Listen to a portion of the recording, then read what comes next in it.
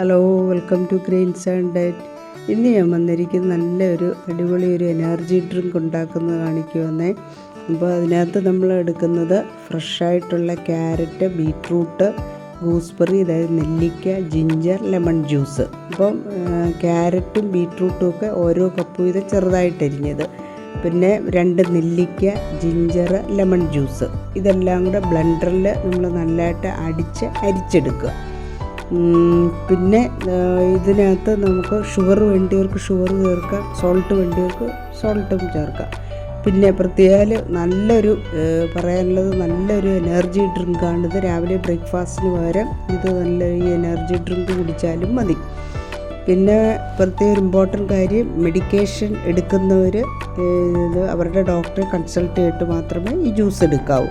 അപ്പോൾ ഇതിൻ്റെ വൈറ്റമിൻസും മിനറൽസും ഒക്കെ ഉള്ള ഒരു സാധനങ്ങളാണ് ഇതിനകത്ത് നമ്മൾ ചേർത്തിരിക്കുന്നത്. അപ്പോൾ എല്ലാവരും നല്ലതായിട്ട് എൻജോയ് ചെയ്ത് ഇത് നമുക്ക് കുടിക്കാം. Eat healthy and stay healthy. Okay, bye bye.